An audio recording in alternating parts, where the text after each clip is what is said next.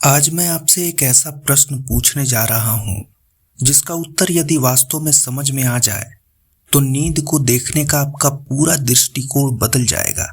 हर रात जब आप अपनी आंखें बंद करते हैं, जब शरीर बिस्तर पर स्थिर हो जाता है, जब विचार धीरे धीरे धुंधले पड़ने लगते हैं, तब एक रहस्य घटित होता है। सुबह जब आप जागते हैं, आपको याद आता है कि आप सोए थे, लेकिन क्या आपको याद है कि सोते समय आपकी चेतना कहाँ थी? शरीर तो यहीं था, सांसें चल रही थीं, हृदय धड़क रहा था, लेकिन वह मैं कहाँ चला गया था जो जागते समय दुनिया को देख रहा था? क्या चेतना भी सो जाती है या वह कहीं और चली जाती है?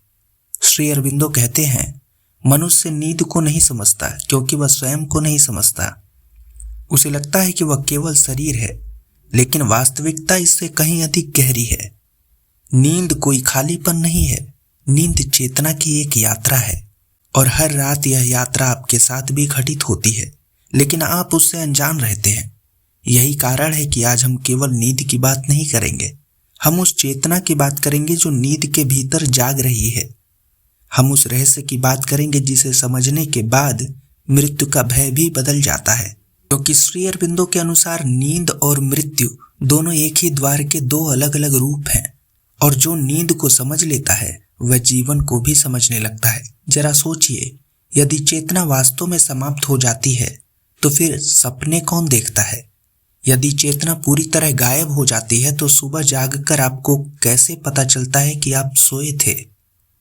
कुछ तो है जो लगातार बना रहता है, कुछ ऐसा जो जागने में भी मौजूद है और सोने में भी, लेकिन हम उसे पहचान नहीं पाते। श्री अरविंदो कहते हैं कि मनुष्य की सबसे बड़ी भूल यह है कि वह अपने बाहरी मन को ही स्वयं समझ बैठता है, जबकि हमारा अस्तित्व कई स्तरों में विभाजित है। एक बाहरी मन, एक आंतरिक मन, एक गहरा प्राण, एक सूक्ष्म शरीर, और इन सबके पीछे एक दिव्य चेतना। जिस दिन हम बाहरी मन में जीते हैं, यही मन सोचता है, निर्णय लेता है, चिंता करता है, कल्पनाएं करता है, लेकिन रात में जब नींद आती है तो सबसे पहले यही बाहरी मन शांत होने लगता है और यहीं से चेतना की यात्रा आरंभ होती है। कल्पना कीजिए, एक विशाल महासागर है जिसकी सतह पर लहरें उठ रही हैं। लहरें को देखकर कोई कहे यही पूरा महासागर है, तो क्या वह सही होगा? बिल्कुल नहीं, क्योंकि महासागर की वास्तविक गहराई सतह के नीचे है। ठीक यही स्थिति हमारी चेतना की है। दिन का जागृत मन केवल सतह है, नींद हमें उस सतह के नीचे ले जाती है। लेकिन क्योंकि हम जागृत मन के अभ्यस्त हैं, इसीलिए हमें लगता है कि हम अचेत हो गए। वास्तव में ऐसा नहीं होता, चेतना गायब नहीं होती, वह केवल एक गहरे स्तर पर प्रवेश कर जाती है। यही कारण है कि कई बार आप सुबह उठते हैं और अचानक किसी समस्या का समाधान मिल जाता है। जिस प्रश्न का उत्तर दिन भर नहीं मिला, वह नींद के बाद स्पष्ट हो जाता है। क्यों? क्योंकि चेतना रात में उन स्तरों तक गई थी जहां आपका सामान्य मन नहीं पहुंच सकता। श्री अरविंदो लिखते हैं कि नींद केवल विश्राम नहीं है, यह चेतना का पुनर्गठन है। दिन भर मनुष्य दुनिया के प्रभावों से भर जाता है। भावनाएं, तनाव, विचार, भय, इच्छाएं सब चेतना पर परतें जमा देते हैं। रात में चेतना उन परतों से पीछे हटती है, वह स्वयं को पुनः संतुलित करती है। इसीलिए अच्छी नींद के बाद व्यक्ति हल्का महसूस करता है। लेकिन अब प्रश्न और गहरा हो जाता है, यदि चेतना केवल भीतर जाती है तो फिर सपने क्यों आते हैं? क्या सपने केवल मस्तिष्क की गतिविधि हैं या उनका कोई गहरा अर्थ है? श्री अरविंदो का उत्तर आधुनिक विज्ञान से अलग है।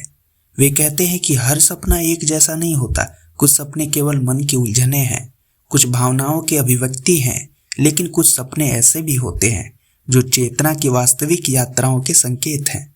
कई बार व्यक्ति ऐसे स्थान देखता है जहां वह कभी गया ही नहीं, ऐसे लोगों से मिलता है जिन्हें वह पहचानता नहीं, ऐसी घटनाएं देखता है जो बाद में सच हो जाती हैं।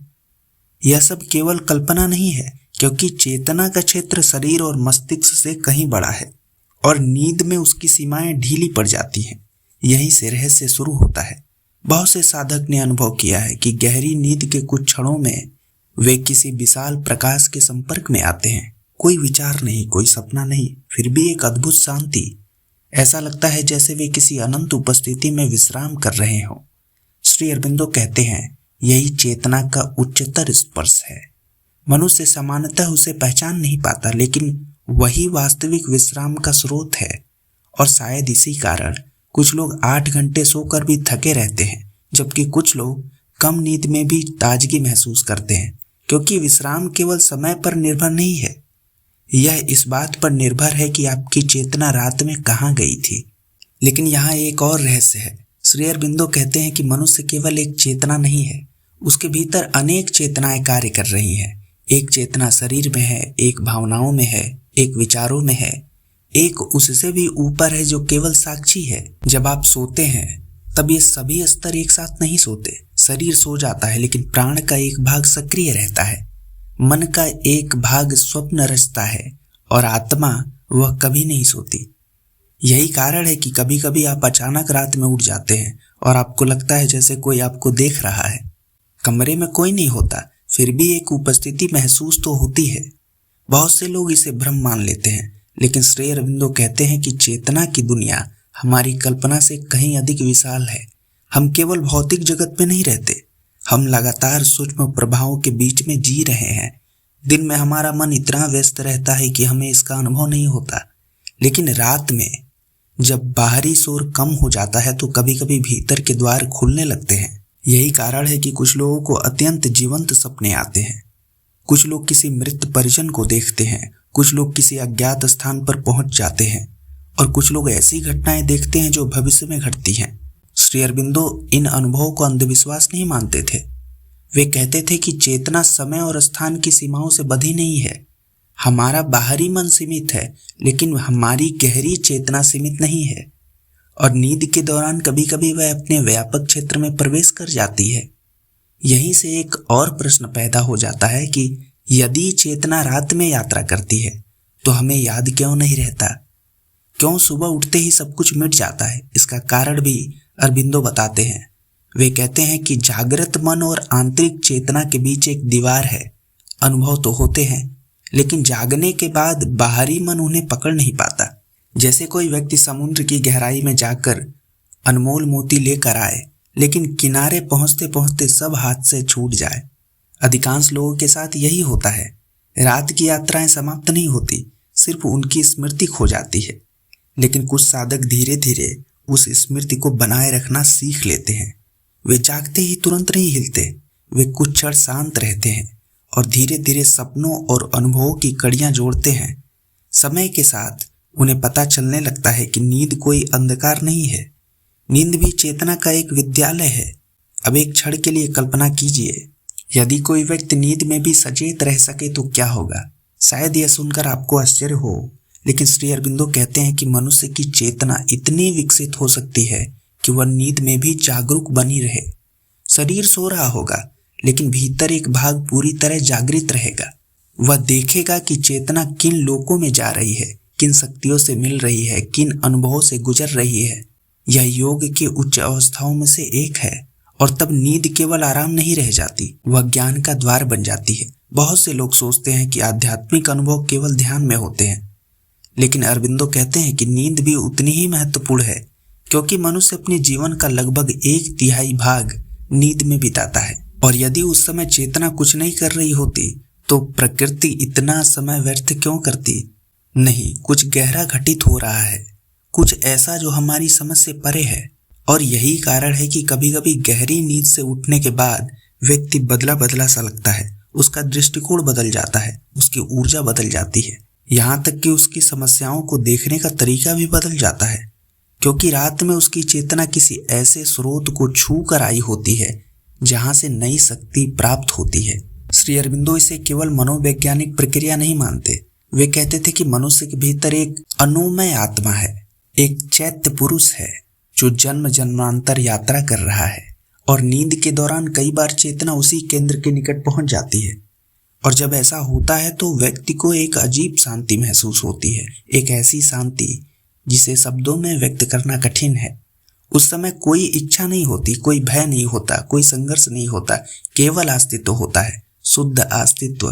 और शायद यही कारण है कि संसार की हर संस्कृति में नींद को रहस्य माना गया है।